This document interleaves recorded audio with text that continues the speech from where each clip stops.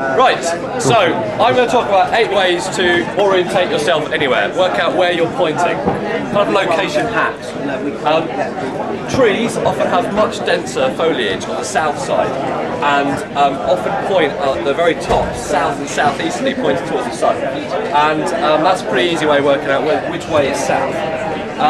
Also, the ring pattern of trees is much denser on the north side and thinner on the south. So again, due to growth.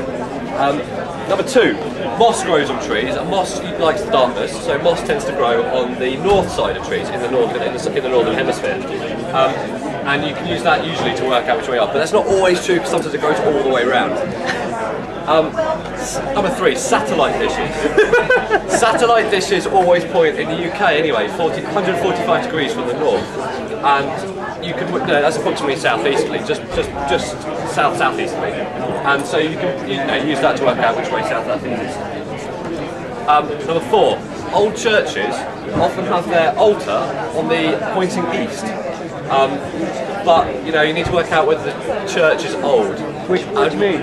The altar end of the church points to the east. So the altar is at the eastern end of the church, right? And so you could, often look at the problem with that is it's only old churches, and so you need to ask the vicar. In which case you might as well go and ask him where you are.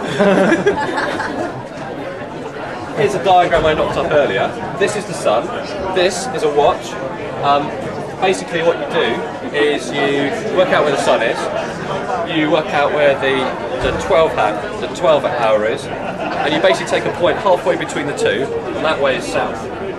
Again, it's only ways to the northern hemisphere. Another way to work out which way you're pointing.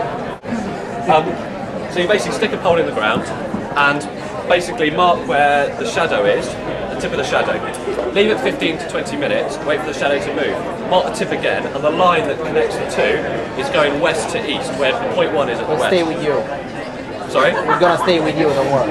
Thank you. Okay, the moonrise. Basically, if the moon rises before the sun has set, the illuminated side is always pointing to the west. If the moon rises after the sun has set, then basically the illuminated side is always on the east. You can try and remember that one. No, I'm striking that one out. So the last one, point number 8, is try and make yourself a compass. Now, it's actually not that hard. Basically, all you need is something that's magnetic and some way of suspending it. So the simple thing is you need something that is actually, is magnetic, and basically what you do is, an easy way of suspending it is either from a very thin bit of thread, or just in a bowl of water.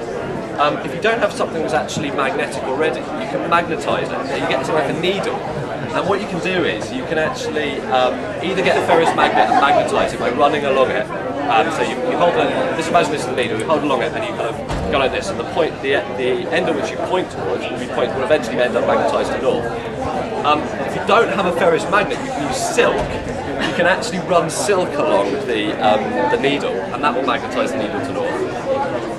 Or if you've got a battery which is over 2 volts, you can wind a coil around the battery and leave the battery charging for 10 to 15 minutes, and eventually you will magnetise the needle to point north. Can you just rub 2 bits of metal together? Sorry? Can you just rub 2 bits of metal together? I don't know if that works. It needs to be ferrous metal. 2 bits of ferrous metal. You rub 2 bits of ferrous metal together. How can you confirm when it's magnetised? Well, like... Points north. You need another magnet or something, I don't know. Yeah, and then basically you can either try and suspend that needle from some thread, like very thin thread, and make sure it's not too knotted, otherwise it will just end up pointing where the knot is. Or you can try and actually put it in a bowl of water, very still, wait for it to spin around. It's really difficult though. Does the needle know which end is point? How's the needle know? I mean, the needle is a stick, basically. So how does the needle know which way is? How do you? If it's just How do you know which way is which way? Well, you can combine that. You can combine that with actually working out which way is west and east using one of these other techniques, and then you know which way is north and which way is south. Acquisition and then refinement. Refinement is the technique. And that's the end. Thank you.